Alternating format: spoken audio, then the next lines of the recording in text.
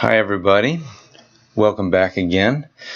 Today we're going to be turning our attention to the next normative ethical theory, which is probably one of the most important, if not most influential of the modern theories today, and that's the topic of utilitarianism.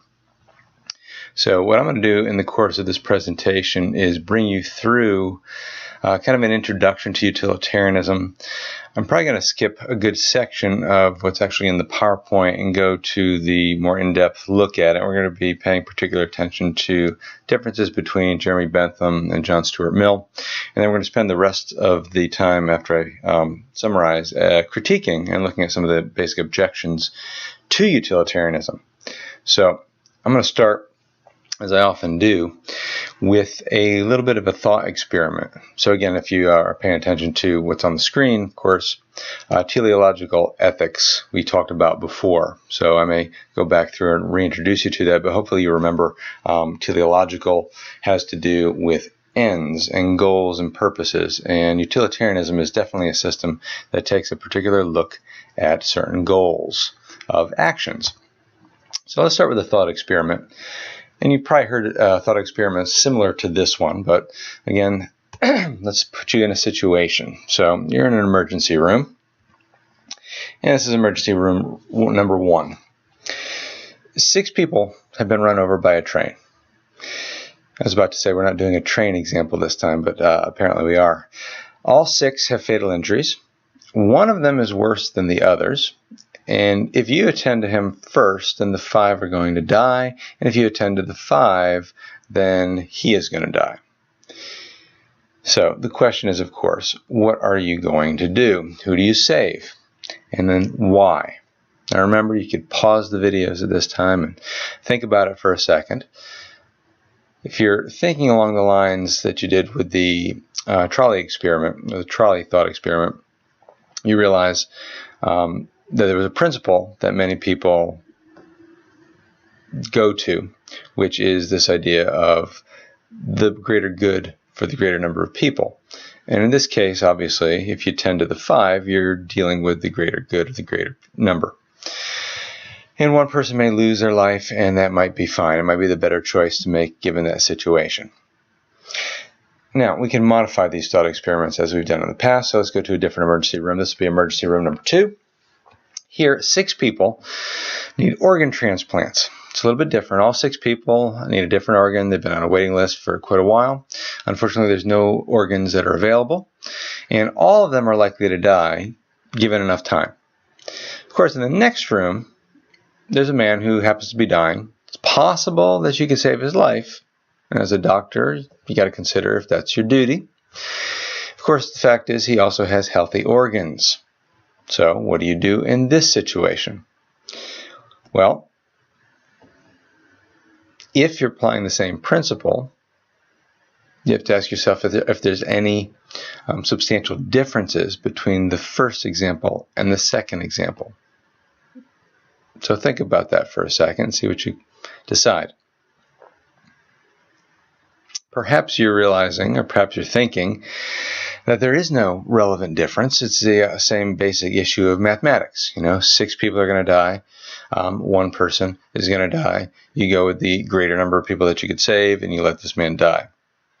Okay, perhaps that is your decision. So let's modify this a little bit again. Go into a different emergency room. This will be emergency room 3. Here, 6 people need organ transplants. All 6 people need a different organ. There's no organs available. It's exactly the same situation as we had in the last room. And all 6 are likely to die. But instead of a man who's dying in the next room who you can save or not save, as is your choice, there's a man who's come in who happens to be homeless. And he came in simply for some medicine. He's not in any kind of deathly straits. And of course, the fact is there's nobody that's going to miss him if you decide to harvest.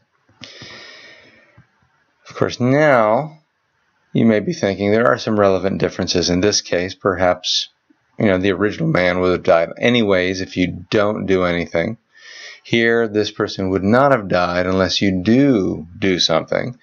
And maybe the difference for you is that you're acting in one situation while hesitating to act in another. Again, that would be a big consideration. But if it comes down to mathematics, perhaps doing what's right for the 6 is going to be the deciding factor. The greater good for the greater number. Now, the point of all these particular experiments is to get you to think about a system known as utilitarianism. Again, teleological ethics had different branches that we talked about before. Consequentialist theories were the ones that we talked about when it came to egoism and altruism. So just to redefine that, teleological consequentialism is a view that consequences of a deed, action, policy are going to determine its moral value. So the better your action's consequences, then the better action is, morally speaking. Utilitarianism falls under this category. When we're talking about what we might call act utilitarianism or act consequentialism, because it's going to evaluate each act in terms of the happiness ultimately that's been produced or is going to be produced. Utilitarian considers only the consequences again of the action. It runs down or narrows down those consequences to happiness. And the basic rule in a nutshell is maximize happiness, minimize unhappiness. Okay, so with this emphasis on happiness, we're going to have to define what we mean by happiness. And as you'll see, this is going to be very much the hedonistic understanding of happiness, identifying it with pleasure. Now, you apply utilitarianism by trying to predict how much happiness is going to result from each available option. So there's a I guess a prophetic aspect to it. I don't want to use the word prophetic, but it's this idea that you're going to be trying to make an assumption about the possible outcomes, right? And this is done before you actually enact a policy or do the action, okay? So it's going to be inaccurate in many cases because there's a lot of things that are unforeseen that we don't take into our consideration. So basically, we're weighing consequences. You have some kind of pro-con methodology. You know, how many people are going to be affected by each action? How strongly will they be affected, and stuff like that. And you got to decide, is one person's incredible amount of joy going to balance against, a couple people's minor discomfort, okay? If you can even do those types of calculations, all right? I mean, in theory, this possibly can be done. Jeremy Bentham, whose name is on the screen there, is one of the people that actually believe there could be mathematical calculations that you can use to decide what the right action is going to be. And we'll talk about his calculus a little bit later. And then there are others that disagree, like John Stuart Mill, who definitely said, this idea of happiness, pleasure, is not something that can be completely quantified because there are qualitative differences. And we'll look at him later also. And then another question would be, how certain are you of the prediction, right? What's your margin of error? Is it possible that you're way off? Okay. Now, other people's joy being a good goal for the most part is why utilitarianism has a basic appeal. It seems like a good principle. It's why the principles come up. Sometimes, every time not sometimes, but many times when we do these thought experiments, it seems to be coming back to that one principle over and over again. But the thing is, in many cases, it can yield some unsatisfying or false results, and we have to be careful of that.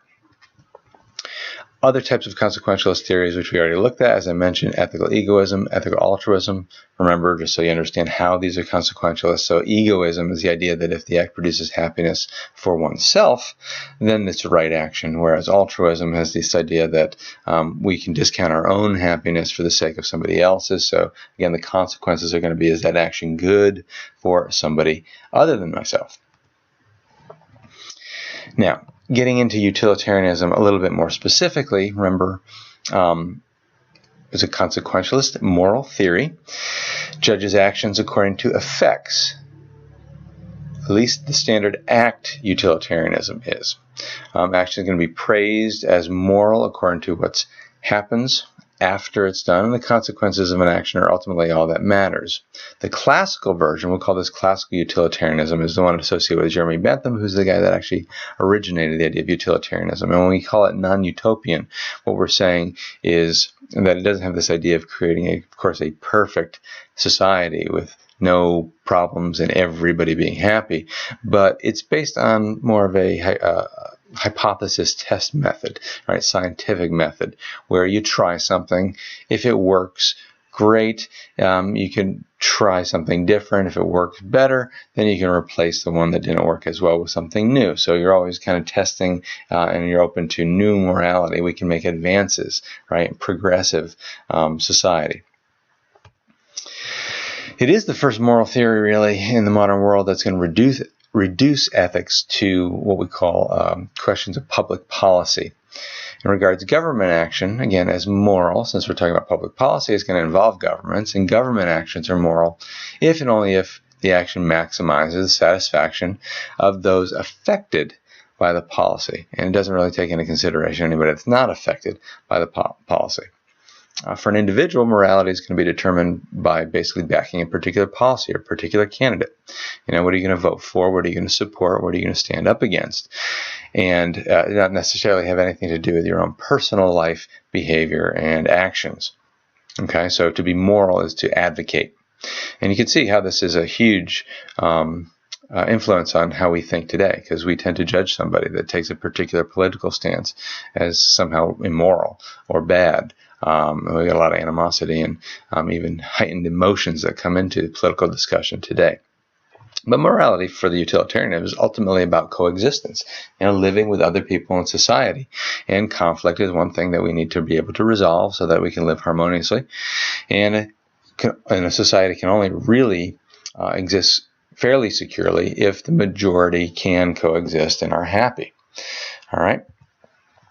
Another thing that's kind of in the background of utilitarianism, a term that we probably haven't looked at in a little while, is this idea of nominalism. When we talked about the 5 different perspectives on universals way back when we did the fact-value distinction in, I think that was lecture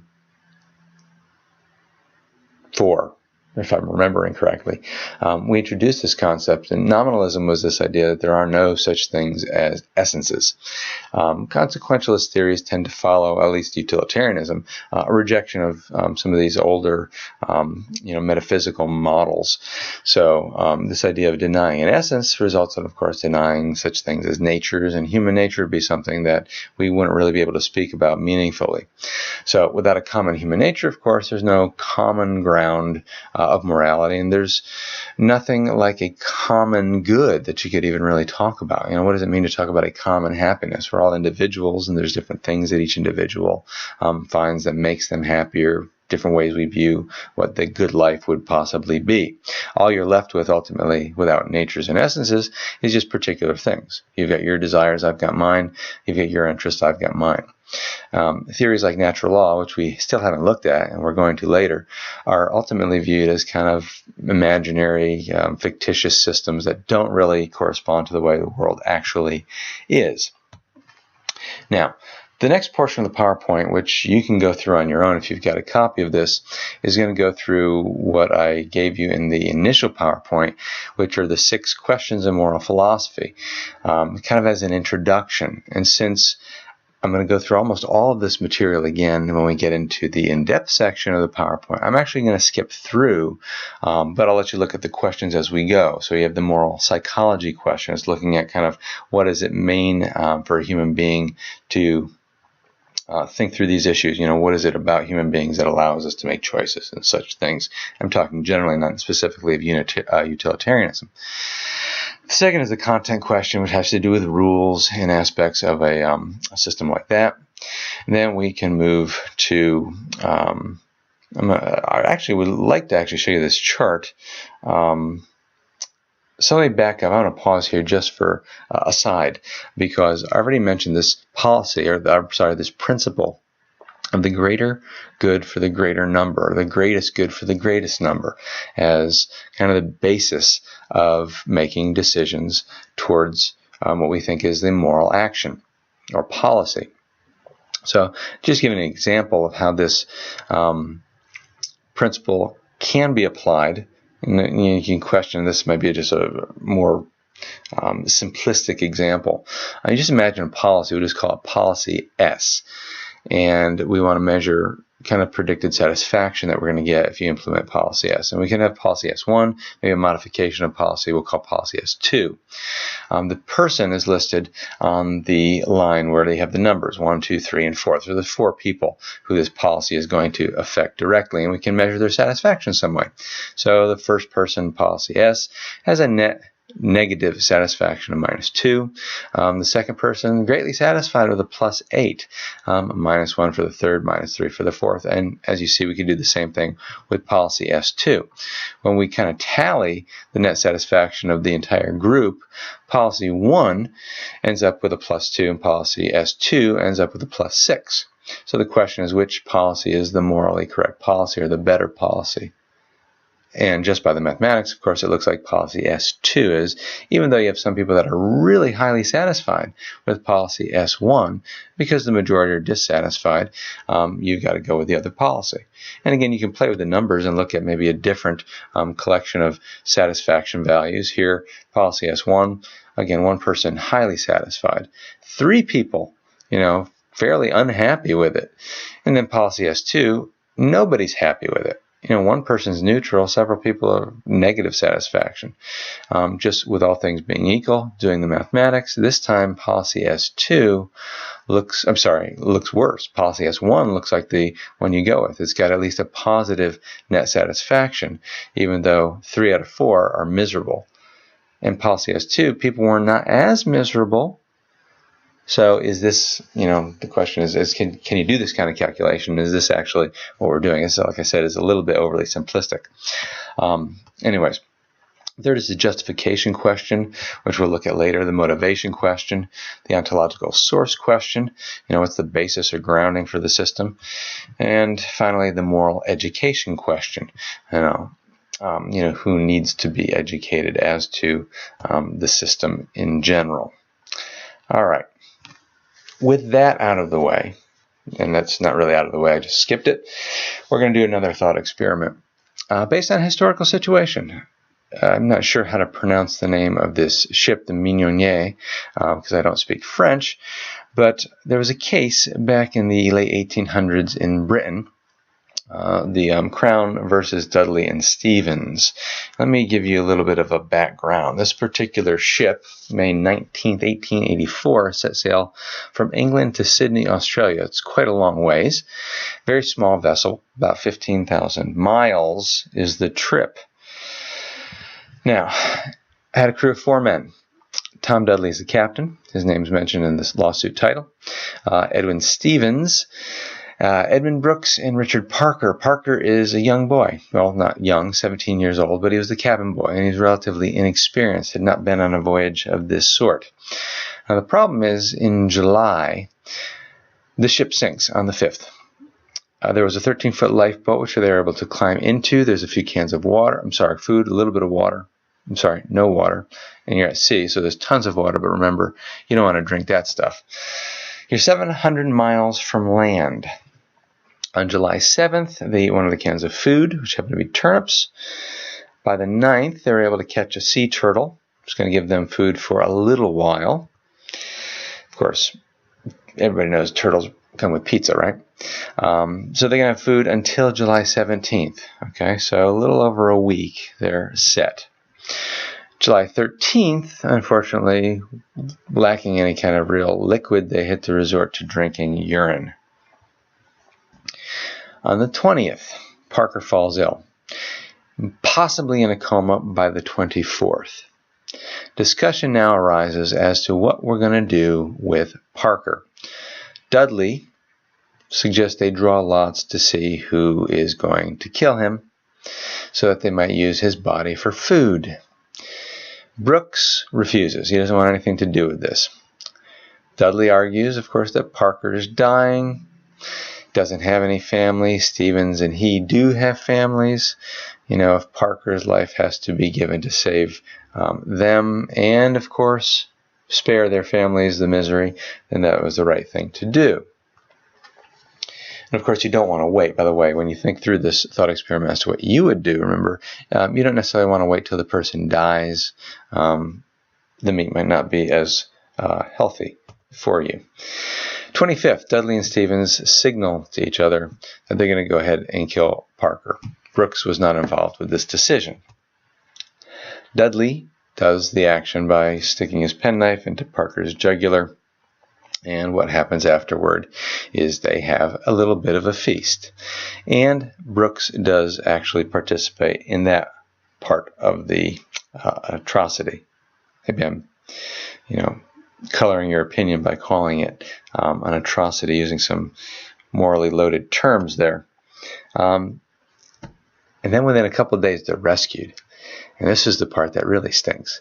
So you have to decide, would you have done the same? Would you have killed Parker if you were in this situation? And if so, why? What principles are you going to appeal to justify this particular action if you were going to go ahead and do it? And of course, why would you not? Now, what about the lottery example? In the beginning, they talked about drawing lots, kind of leaving it up for random chance. Is it okay if Parker was in on that? Let's just imagine Parker was awake. Does that make it better? What might make it okay? Is consent something that needs to be considered here? Parker actually consented to allowing himself to be killed should something happen, like him falling sick. Again, lots of big questions, and I'm not going to give you any answers as to what you should think, because you're able to make those decisions yourself. I just want you to be able to think through them in a rational way and have principles that you can apply, and then really evaluate whether or not those principles are good principles and whether or not there are maybe some considerations that you're not evaluating. So, and the reason I wanted to bring up this issue of consent, because we tend to think, if the person consents, that should make it okay. If they don't have a problem with it, why should I? We live in a society that's based on consent of the governed, and we'll talk a little bit about that maybe later on in this PowerPoint. But if you think consent matters, are you stuck with it once you've consented, or can you change your mind?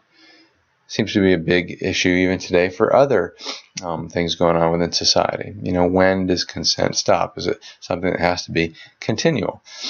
We seem to think that we can remove consent at a certain point. We don't have to continue consenting. We have the ability as human beings to change our minds about things. So let's delve into utilitarianism in a little bit more detail. Okay, we already said what it is. As a consequentialist theory, we're looking at the actions taken, the policies advocated for, and things like that. And we determine that these things are good or right if they produce a certain amount of happiness. We already said it's the dominant ethical theory today, and the key proponents, Bentham and Mill. So let's start with Bentham. 1748 to 1832. He wrote an introduction to the principles of morals and legislation and coined the term himself. Utility has always meant usefulness. That's the ordinary definition, but the specific meaning that's employed in this system is capable of promoting pleasure. Right? It has the ability to promote pleasure. Now, Bentham wasn't a philosopher. He was a legal reformer. He advocated at a bettering of the criminal system in Britain. He attacked British jurisprudence as sort of an outdated system, even oppressive. He believed utilitarianism could serve as a foundation of an efficient and fair, humane system, which is what he sought. And he wanted to decriminalize certain offenses that he thought were not actually harmful to other people, specifically sexual crimes, which are matters of private affair. And sought to punish severely those crimes that did cause great suffering. But only if the suffering, only if resulting punishment was likely to prevent future suffering and promote some kind of well-being. As a hedonist, he defines happiness as pleasure. We're going to take that simple, basic understanding that we've seen before. Okay. Obviously, like we said as well when we did hedonism, that pleasure is fairly easy to recognize in yourself. We know what seems to be pleasurable to us. And it's fairly recognizable in other people because we could read expressions and understand people's language for the most part. So we've got a good idea of what will make people happy if, again, we're equating happiness with pleasure. Now, Bentham had several different types of pleasure. There were what we call simple pleasures, and then there were the complex pleasures, the compound pleasures. So the simple pleasures, under 14 different types, would be things that have to do with the senses. Right, all your sensual pleasures would be in there. Friendship, wealth, skill, having a good name, religious sentiment is pleasurable. Power, memory, imagination, relief, intellectual activity, benevolence, again, kindness towards others. So there is an aspect, again, that has to be very altruistic. And then malevolence, which is kind of interesting because, in a way, wishing the harm of other people and harming others is its own type of pleasure. The complex pleasures are when you have combinations of those 14 simple pleasures based on certain activities. So certain activities will provide multiple pleasures at the same time. Maybe playing a game with a friend, right? So you're operating with your friendship combined maybe with some sensual pleasure, baseball or football, something to get the adrenaline going, and you can kind of imagine other situations. Now, all types are of equal value. There's no natural hierarchy. We can't say that any pleasure is better than another, which is weird because you're going to say then that benevolence is not better than malevolence. They're equal, at least as far as the pleasure goes. Now, the implication of this idea would be that a children's game has equal value to something that we consider a great work of art, science, music, poetry, as long as the pleasure is measurably the same. Okay, and it would be greater in value if the pleasure exceeds the pleasure that you get out of those other things. And some people think that seems a little strange. All right, so you could play Chutes and Ladders, and that is more valuable than the Mona Lisa. Okay, so just think about that. Now, in calculating, he comes up with a mathematical system that we're going to call the calculus of Felicity. It's a test for pleasure, and it's not a guide, again, to selecting pleasures, since they're all equal, but it is a guide to selecting the activities that we're going to engage in and the policies that we're going to advocate for. So if two or more activities are presented, how do you choose between them? The answer is you consider the pleasures that each would produce, and then you analyze them according to 7 categories that we're going to look at right here.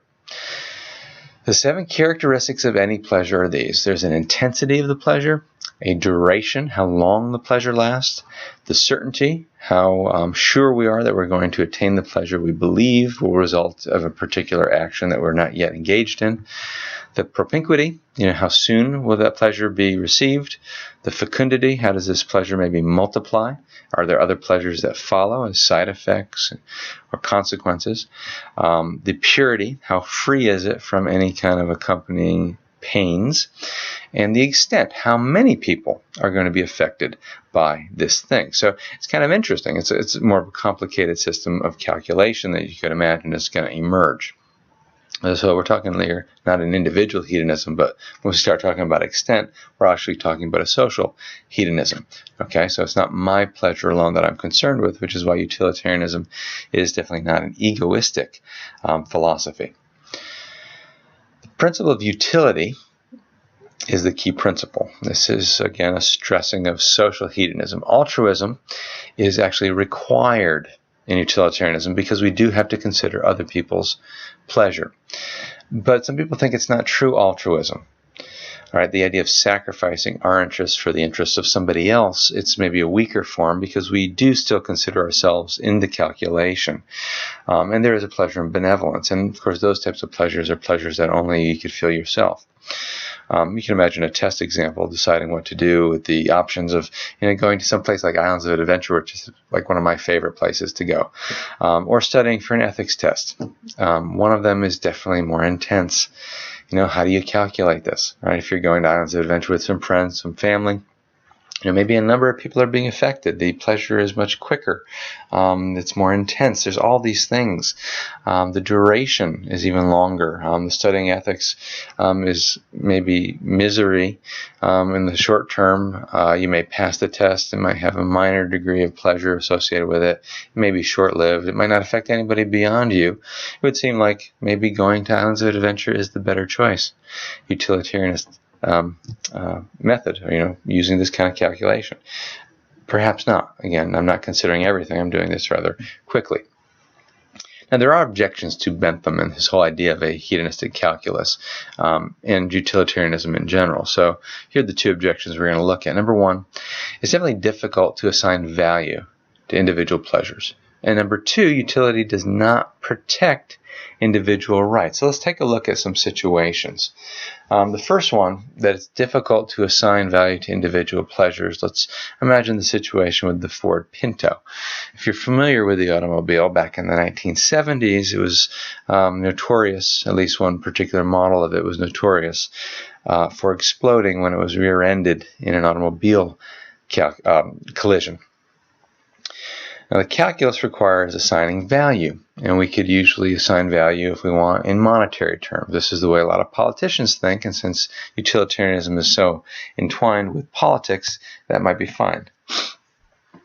So, with this idea of people's lives being in jeopardy when you're driving such a vehicle, the question is, can a risk-benefit analysis be used in situations where a design defect could lead to death or serious bodily harm? Pinto, like I said, rear impact, explosion based on the design of the where the gas tank sat. Now, Ford had access to a new design that would have fixed the problem. Ford actually chose not to implement a design based on some mathematical calculations, financial calculations, and considerations. The repair would have costed about $11 per car and would have resulted in, they figured, about 180 fewer deaths in the long term. Now, would the monetary cost of making the change be greater than the societal benefit of avoiding those 180 deaths?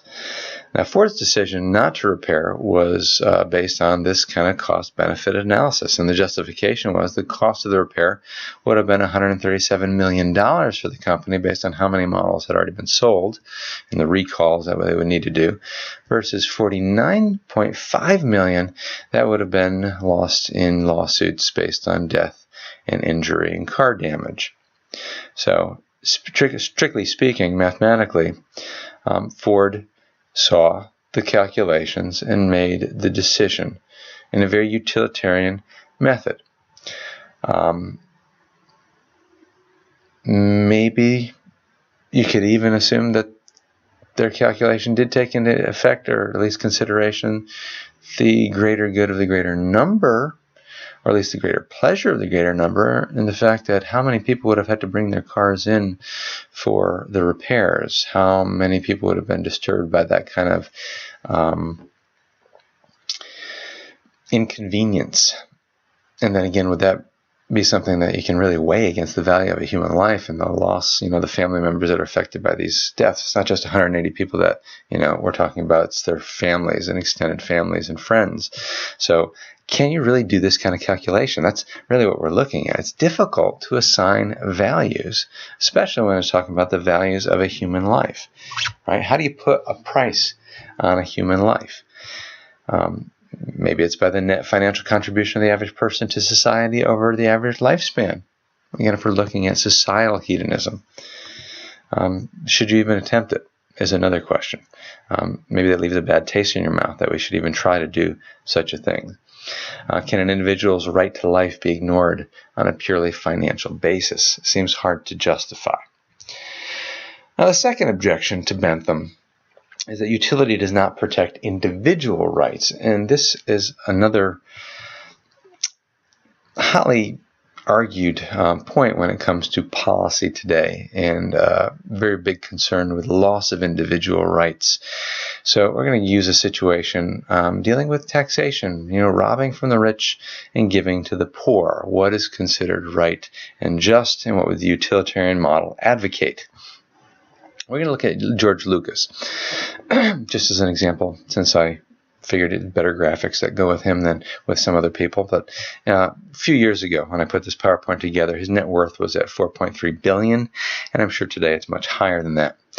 Breaking his income down annually, you're talking $233 million daily, $638,000 plus per minute. He's basically making $443 per minute, compared to the average person And I don't think I'm going to be able to run these because I don't think this will actually show. But if I try to do this, I don't think it'll hurt.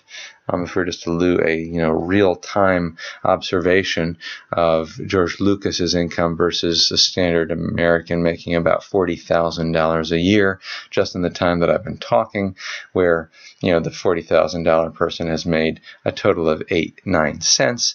Lucas is already up to $700 in one day. Okay, so you get the point. Now, shouldn't the government tax him at a higher rate and then redistribute that money to those who have greater need? A lot of people would say they should. The utilitarian probably should say that they should. So again, the question is, what would the utilitarian do? Well, if you're talking the greater good for the greater people, that seems to be the way you go. Though you could actually argue that more good can be done leaving the money where it is, and we're not going to go into those arguments right now. The next question is really, what about George's right to his own earnings? Doesn't he have a right to the money that he's made?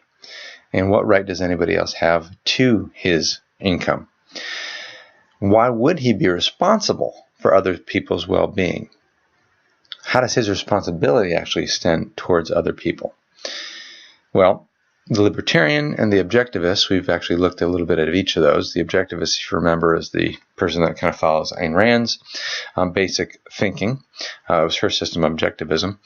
Believes that individual rights must be protected, that we do have rights that shouldn't be infringed on by other people, and there are no obligations in certain ways. Okay, it's based on this principle known as the principle of self-ownership. The moral and natural right to property in one's own person, right? I own myself. And by implication, I own certain things that follow, right? So I have this right to life, and it extends again to my right to be free, my right to liberty, and my right to property, the things that I've produced and worked at and accumulated through my labor and my efforts. Now, taxation, in this view, is basically laying claim to somebody's earnings. Right? When the government taxes you, they're laying claim to what you have earned through your labor. And laying claims to your earnings, therefore, is laying claim to your labor. And laying claim to one's labor is the idea of forced labor. And of course, forced labor we call slavery. So in a sense, taxation, if you follow the logic out, is a form of slavery. You're going to say, well, you're not really a slave. You're free to do what you want. But the idea is, at least with, if it's a certain percentage of your income that goes to taxes, then that's a certain percentage of your time. You're not working for yourself, but you're working for the government. So the question is this a good argument? Is this a good argument against the idea of redistribution of wealth? And again, what about the principle of consent? Because we do live in a society where we talk about taxation by consent of the governed. Then we can actually push it to see, how far does this consent go? Are there things that we would consider excessive when it comes to taxation?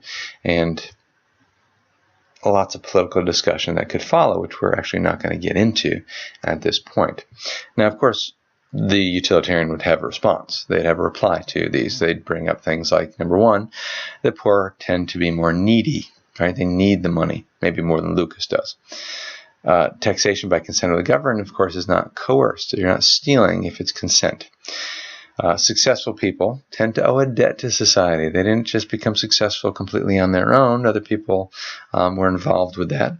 And wealth, in a certain fashion, depends on luck, right? It's not always something that is deserved. Now, again, you can think about all of these and see if these are actually good replies to the libertarian objectivist point of view. How much do things depend on luck? And how much is there an element of desert that's involved? How much effort did Lucas put into creating his world of Star Wars and marketing and all those types of things? And was his success really something that he can owe as a debt to society? Does he owe society something for his success? Some people would say, probably not. I mean, he's successful because he already provided people with something that they enjoyed, right? Films that they wanted to spend their money on. There was no coerced exchange, right? He didn't force people to buy the toys, rent the movies, go to the theaters, all the stuff that goes along with Star Wars. People did it because they wanted to, all right? And in a capitalistic society, this is, again, the free exchange of goods. And Lucas has provided a service, and many people's lives have been bettered by it. So maybe he doesn't owe that debt. But like I said, there are different replies that you could actually level against the utilitarian response. So we could ask, are the utilitarian responses good responses? And you could ask yourself why or why not. So stop and think about that for a little bit before you continue with the video if you wish. Now, I'm not going to watch this little video. There are some interesting videos that you could find on the internet that deal with those types of things, but I'm just going to leave it at that. The objection is that individual rights are obviously not protected by the utilitarian approach. Look at some other problems. So those are the two main problems. So other problems with Bentham's hedonism is, again, if you embrace the is ought problem or the fact-value distinction, Bentham says that pleasure and pain govern all that we do, say, and think, which seems to be kind of a deterministic perspective. And if we're determined, we already said you can't really make ethical decisions. We just make decisions that you couldn't help but make, and we can't put an ethical value on it. So it does not follow that one has a moral obligation to seek pleasure if that's all we ever do, is seek pleasure and avoid pain.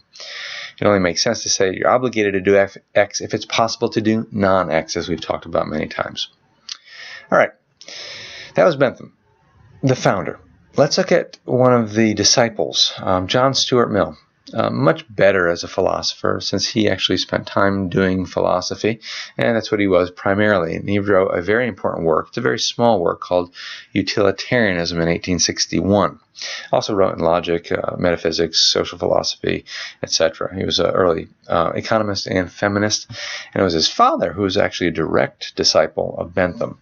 So he picked up some of his ideas through his father's influence. Mill's version of hedonism is like Bentham's in that we can talk about this idea of pleasure. Mill himself in Utilitarianism says, by happiness is intended pleasure in the absence of pain, by unhappiness, pain and the privation of pleasure. But he expands this idea of pleasure a little bit. Remember, Bentham understands pleasure as something that is purely quantitative. Right? That's why we could do the calculus, where Mill understands pleasure as a qualitative thing, or at least partly qualitative. He says in Utilitarianism, I'll read a few quotes, few human creatures would consent to being changed into any of the lower animals for the promise of the fullest allowance of a beast's pleasures. No intelligent human being would consent to be a fool. No instructed person would be an ignoramus. No person of feeling and conscience would be selfish and base, even though they should be persuaded the fool, the dunce, and the rascal is better satisfied with his lot than they are with theirs. It goes on to say, it is quite compatible with the principle of utility to recognize the fact that some kinds of pleasure are more desirable and more valuable than others. That's the quality over quantity. And of course, if there is a qualitative difference, then you can go back to that question about whether a child's game is as great as a particular work of art. Are the works of Homer and Shakespeare, again, more valuable than playing Candyland? Most people would say yes. But those people, interestingly, would have to be the people that have done both. And Mill actually talks about that. And we'll get to that quote, I think, in a little bit. So when we reject this calculus of felicity, the absence of qualitative distinctions in Bentham's calculus entails an erosion of culture over numerous generations. Just think of this scenario, right? Following Bentham's calculations, it costs each taxpayer $25 every 5 years to keep the arts program running in the local schools. The state has taxpayers vote between continuing to pay the cost of the program or canceling the program in favor of a rebate in the form of 2 cases of beer. Which is going to be selected by the voters? The average person that's making that decision, just purely based on the calculations. $25 out of my pocket. It goes to something I might not see. Or the beer, which is more immediately satisfying, more intensely pleasurable, and everybody in the community gets it. Maybe not everybody in the community appreciates the arts program. So again, Bentham's system, you can imagine a scenario at least where we lose important cultural elements, like an arts program. Qualitative pleasure requires an analysis that cannot be mathematical. You've got lower pleasures and higher pleasures. The lower pleasures are those that animals and most people would just associate with human senses. And those might be able to be dealt with in some kind of quantitative analysis, but not the higher pleasures. You can't deal with those in a certain way. This is a much longer quote, but I'm going to hit the highlighted red part. It says, of two pleasures, if there be one to which all or almost all who have experienced both give a decided preference, irrespective of any feelings of moral obligation to prefer it, that is the more desirable pleasure. So there's the key. You have to experience both pleasures, and the majority of people that have experienced both have to give a decided preference of one over the other.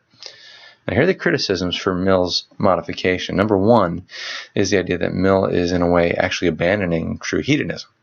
And if he does so, he's also abandoning true utilitarianism. He still admits that the sole criteria of value is going to be pleasure, but by saying some pleasures are better than others, we get to this question, what makes a pleasure more valuable? What's the criterion by which we judge? And we can't judge just by pleasure itself, right? You need some kind of standard above pleasure to be able to judge one pleasure better than another pleasure. We looked at that before. And what exactly is quality, right? And why can only some people recognize it? Now, this starts to sound a little bit like Aristotle, who we haven't studied yet, but I think you get the idea.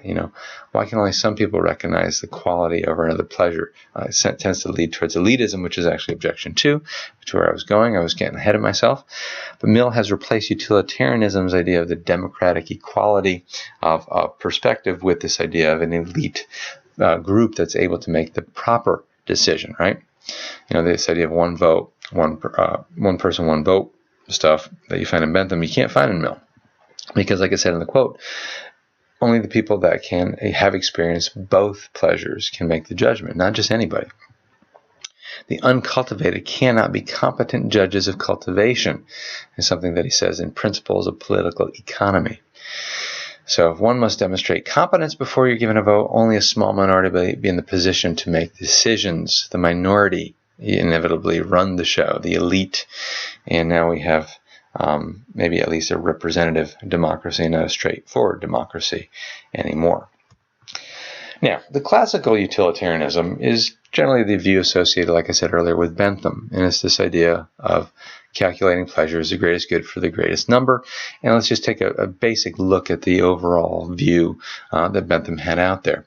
Maximization of pleasure is the goal. Goal is to maximize the balance of pleasure over pain in the long run, if you can do that kind of calculation or foresee that far into the future. And you have to find out the viable options for actions. You have to estimate the resulting pleasures and pains, and then whichever policy seems to be the one that's going to lead to that kind of goal or that kind of pleasure is going to be the better policy. Now, when we talk about morality, here's where we're going to overlap a little bit with those earlier questions that I skipped in the beginning.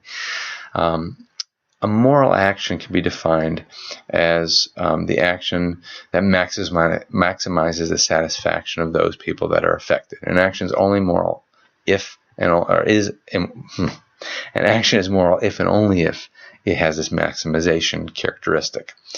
Moral people, right, that's how you evaluate the action. Moral people, like I said, are the policyholders.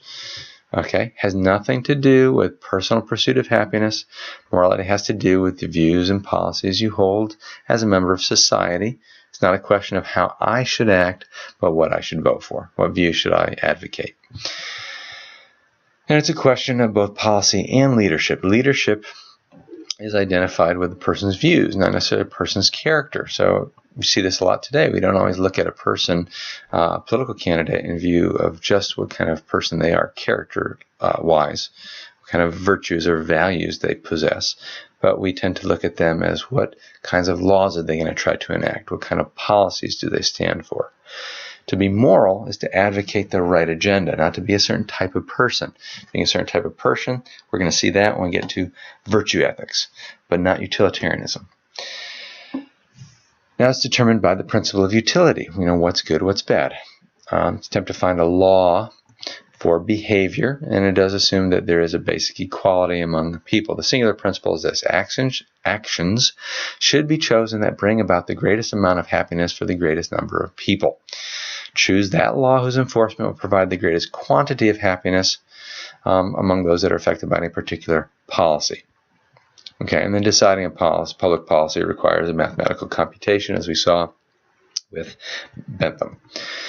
The psychology that we need to consider, again, is the human being as a raw hedonist, for the most part. All men are essentially narrowly self-interested. We all want to maximize our own pleasure and minimize our own pain. And that kind of view of the hedonistic individual is very similar to what Aristotle would consider the very immature man. So we'll talk about the immature man when we get to virtue ethics in Aristotle. I keep previewing him by throwing him in all over the place, but hold on, we'll get to him eventually.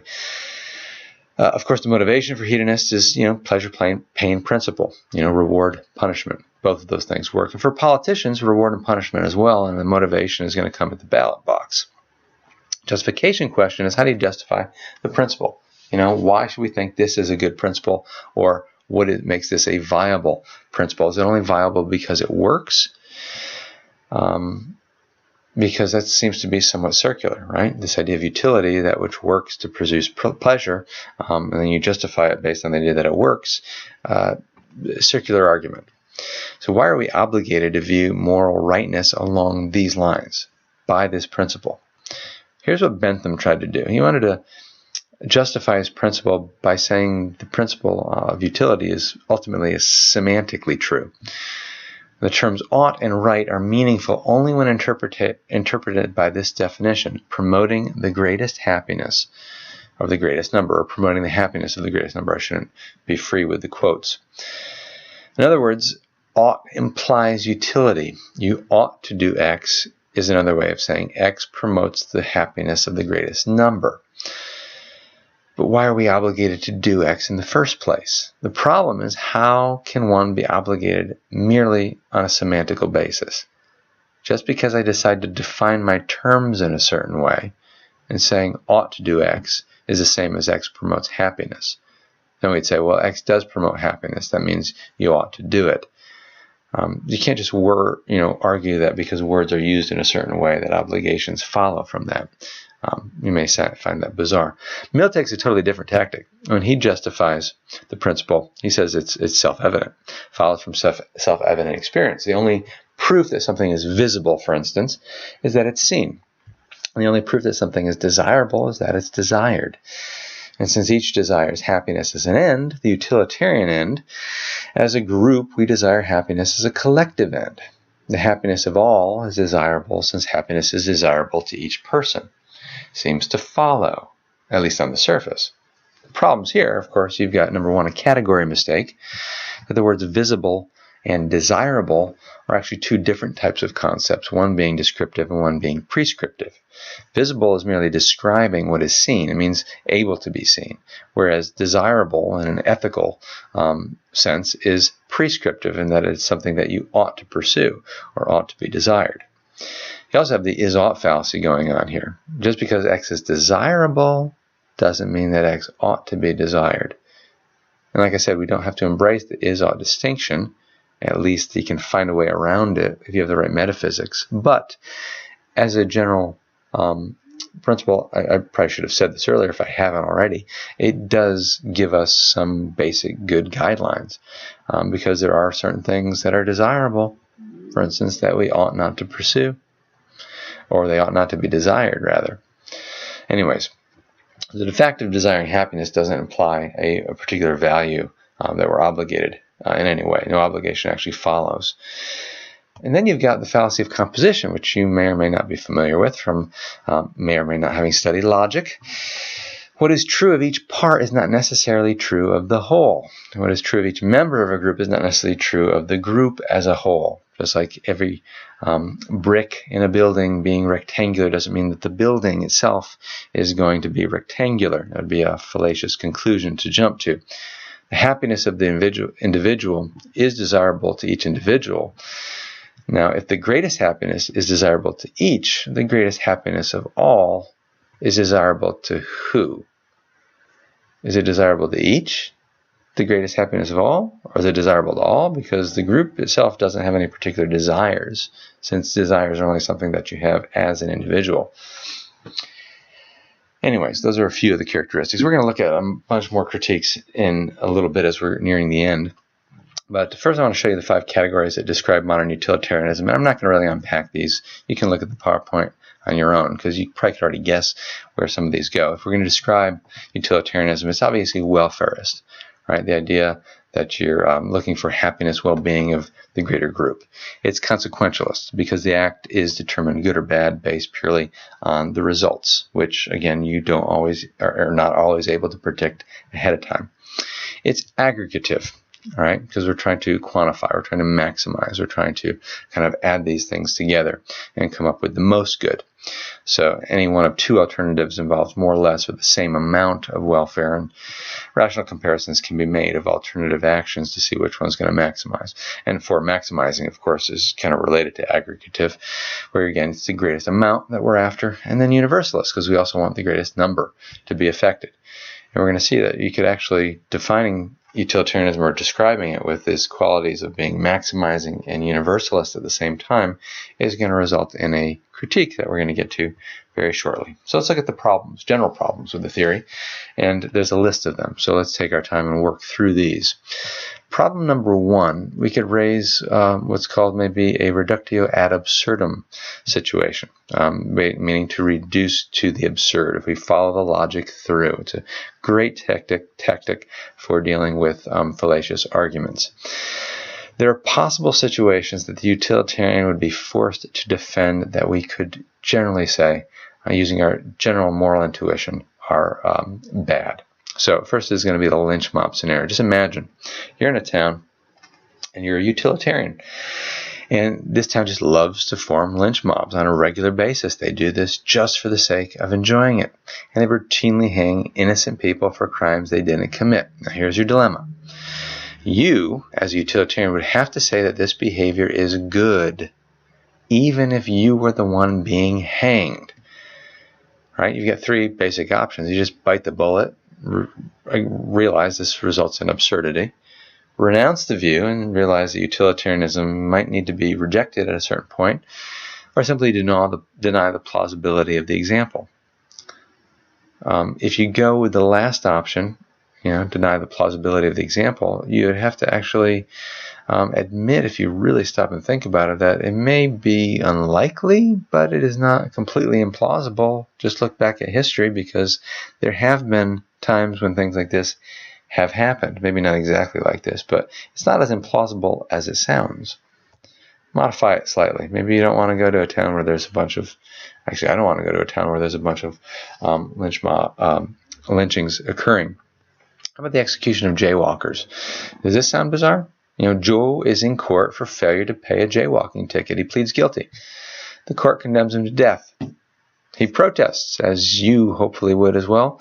The judge defends the sentence by appealing to the fact that the murder rate always drops immediately after criminal execution. And since there's no murderers in custody, Joe's death is going to serve the same purpose. So the greater good of the public is going to be served as the murder rate plummets. One person's life for many. Again, the dilemma is the utilitarian would have to say the death of the innocent purpose was good because it results in greater benefit for others, right? The utilitarian results, of course, there's no acknowledgement for meritoriousness. There's no consideration of equity or fairness. These are pretty serious. Modify it again slightly. This is all under the same reductio ad absurdum approach. Okay, objection 1, organ harvesting, like the one we did in the beginning of the thought experiment of the PowerPoint. Sam goes to the hospital to visit his only living elderly relative, who happens to also be senile. It's his aunt. The doctors currently have 5 patients waiting for organs, and they all have large, loving families. They need this to save their lives. The doctors decide to harvest Sam's organ. Justifying the act by saving the 5 people's lives outweighs the unhappiness of 2 people. Sam and his aunt are the only people that would be affected by this. Now, the thing with all of these examples, as absurd as they seem, and that's the point of a reductio ad absurdum, is that they're each compatible with utilitarianism. Each case goes against our intuitive sense of justice, our intuitive sense of rightness. So which is wrong? Is it our intuition of what we think is right or wrong, or is it utilitarianism? And you can decide for yourself.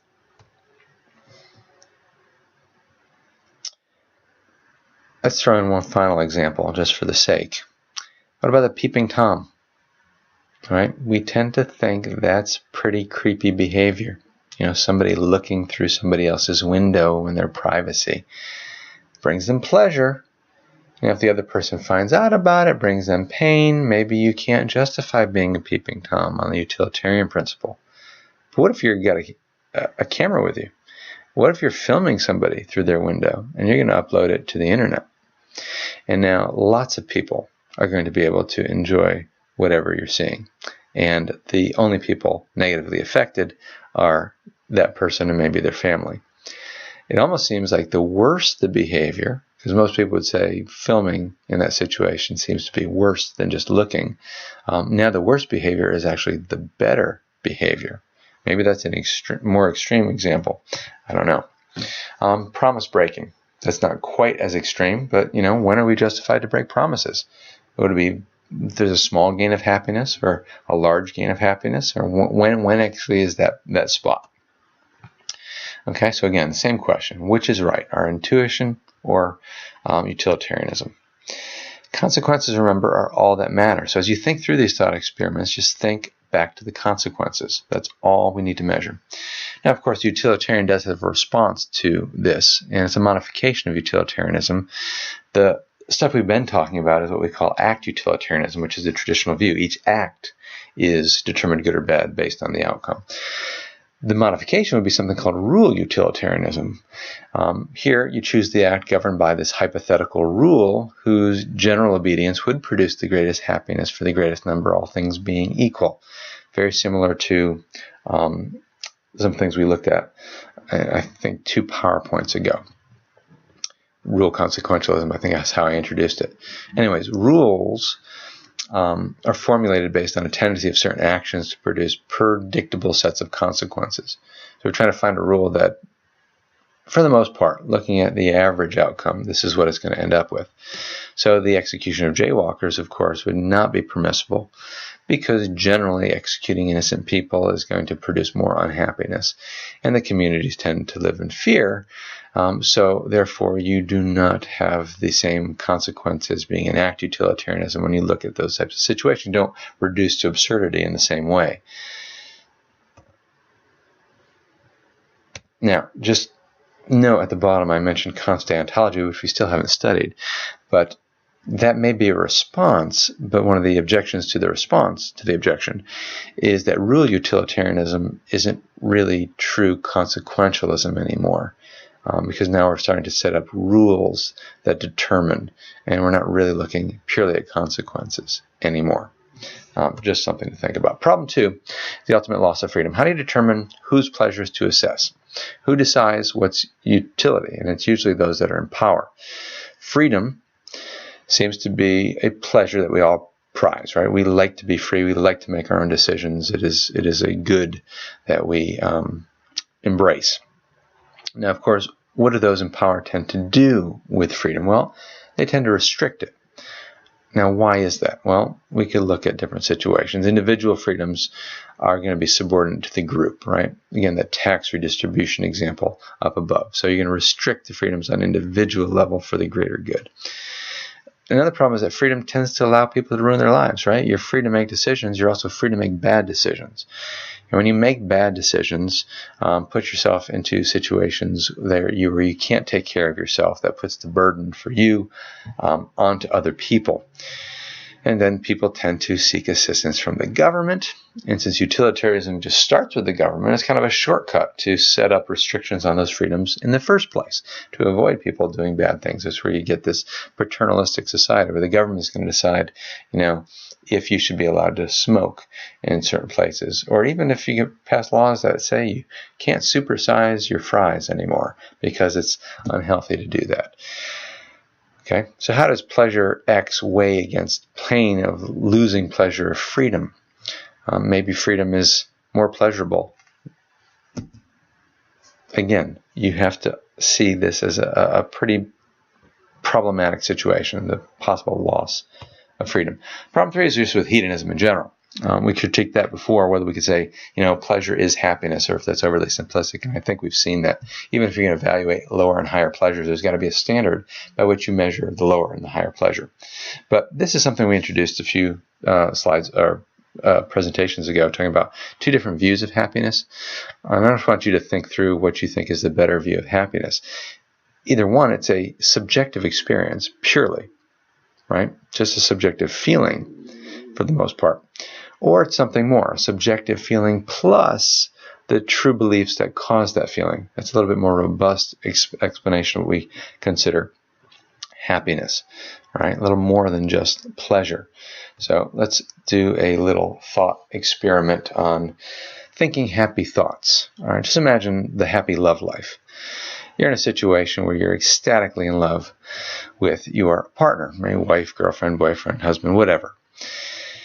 Now, you find out that they've been cheating behind your back.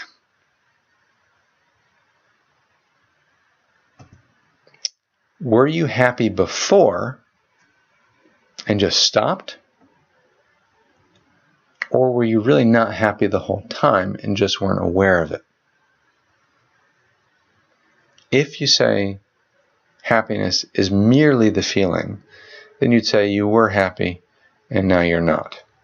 If you say happiness is the feeling plus the true beliefs, you would say you never really were happy. You thought you were happy. There's a difference between thinking you're happy and being happy.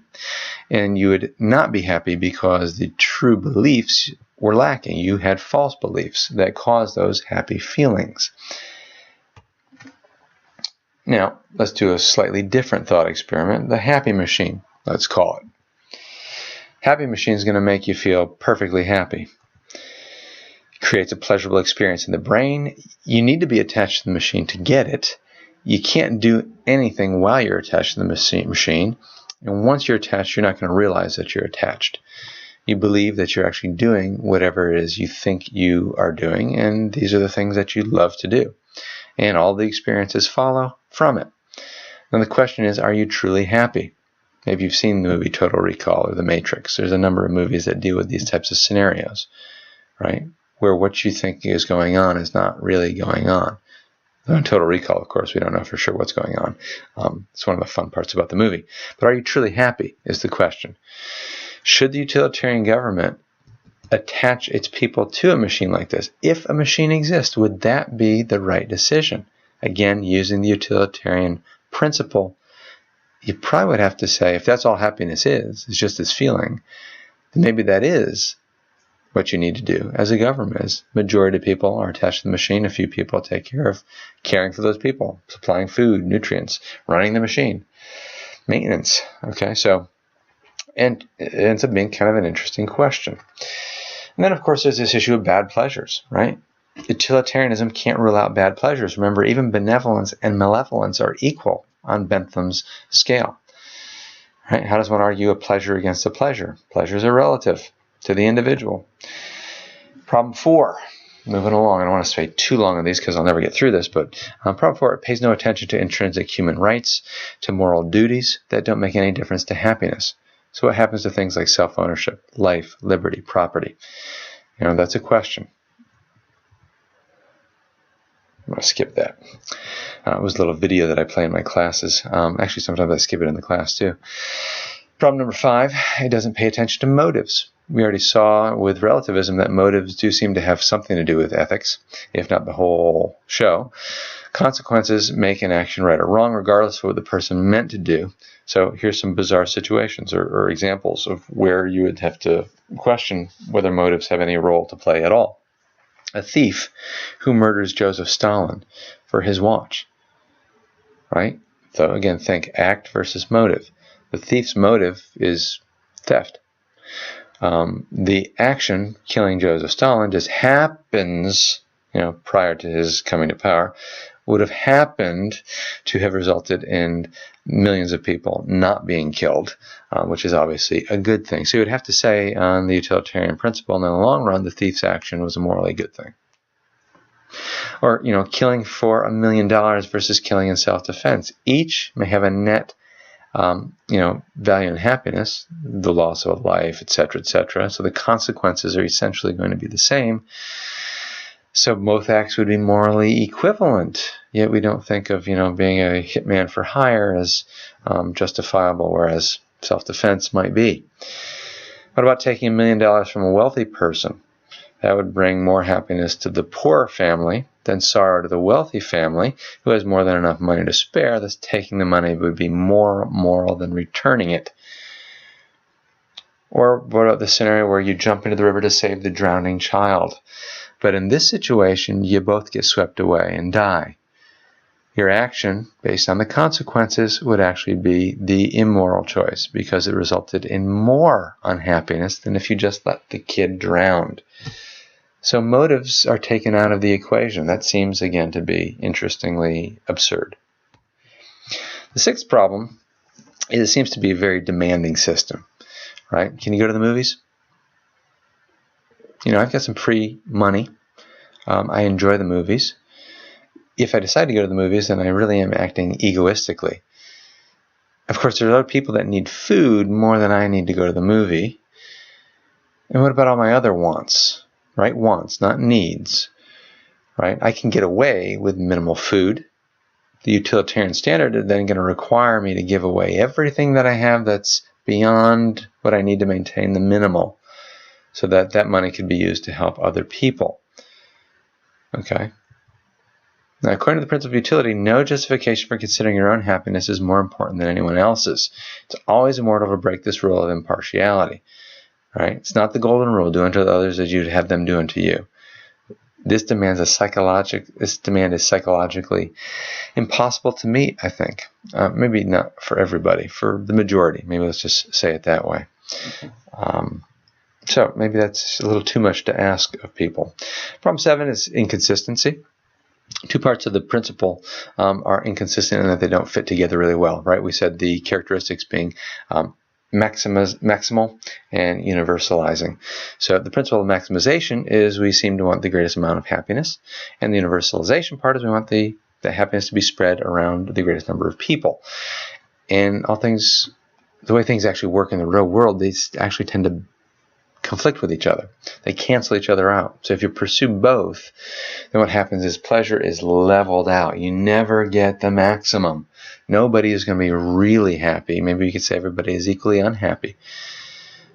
Reduction in production of goods. The producers would have no incentive to produce since the bulk of their production is going to go to somebody else's. This is kind of like ethical communism, you might say. Kind of taking this maximal happiness and dwindling it down and spreading it out. Okay, so it's not that anybody's going to have maximum amount, and you can't have it at least over the maximum number. You're going to lose one or the other. Problem 8, 9, and 10, I just got them grouped on the same slide. This is kind of where we're wrapping up. But problem 8 doesn't protect the rights of minorities. As we said, it doesn't take into consideration individual rights or minority rights. The minority is always going to be outside the greatest number. And if decision is always based on going with the greatest number, then the minority is always going to be not considered. Can even justify injustice in the name of the greater good. For example, slavery in the South might be defensible on the grounds that it resulted in greater prosperity and benefited more people than it harmed. Don't want to go there. Problem 9, consequences of actions are difficult to predict and measure. We said that from the beginning. How well do you really know the future? We're often, even when it comes to judging our own pleasure, we make mistakes. I think this is going to make me happy, and it doesn't. Okay, benefit and harm are not value neutral. What benefits one person may harm another person. That's another consideration. And then problem 10 is there's no place for this idea of individual merit. Employers often promote responsible employees over irresponsible employees, some kind of merit system. We recognize merit as something that we need to consider when treating people in different ways. So certain people deserve something different than other people deserve, and utilitarianism takes all of that out of the picture. So, with that being said, hopefully you got an idea, an understanding of utilitarianism. It's probably one of the simpler systems to understand, but it does bring with it some problems that are worth considering. So think through that stuff and study. Next time we get together, and hopefully it'll be soon, we will be looking at a much more complicated system, unfortunately, and it will be Kantian deontological ethics. But until then, continue studying, and good luck.